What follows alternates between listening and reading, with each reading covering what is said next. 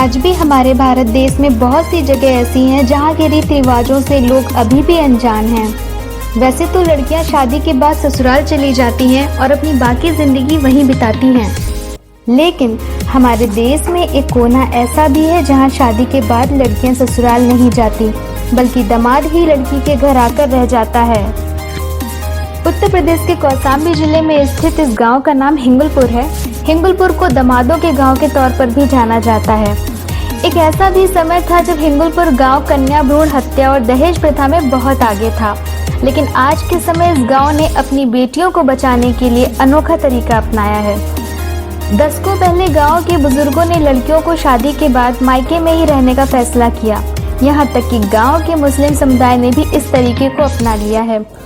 हिंगुलपुर गांव की लड़कियों के रिश्ते की बात में एक अहम शर्त होती थी कि गांव में रहने आ रहे दामादों को रोजगार की दिक्कत ना हो।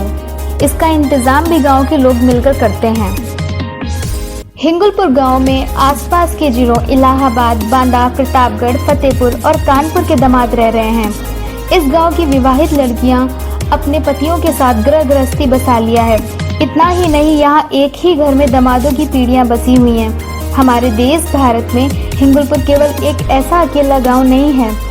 मध्य प्रदेश के नरसिंहपुर जिला मुख्यालय के पास भी ऐसा ही एक गांव है जहां दामाद आकर रहने लगते हैं। यहाँ का बीतली नामक गांव जमाइयों के गांव के नाम से मशहूर है। शादी के बाद भी लड़कियों को अपने साथ रखने के पीछे एक बड़ी वजह यह भी है कि बेटी की शादी कहीं दूर करने पर एक दूसरे के परिवार के बारे में सारी जानकारी नहीं मिल पाती, क्योंकि झूठा पक्ष बोलकर शादी करने का चलन बहुत पवित्र तरीके से रस्में अदा करता है, दिखाता है कभी लड़की पक्ष तो कभी लड़का पक्ष।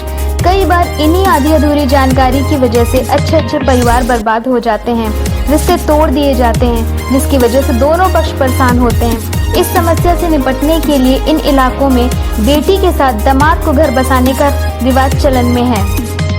आई होप कि आप सभी को जानकारी अच्छी लगी होगी। हेलो गाइस, मैं Anuja. First of all subscribe now and press the bell icon, never missing update from Anvika zone.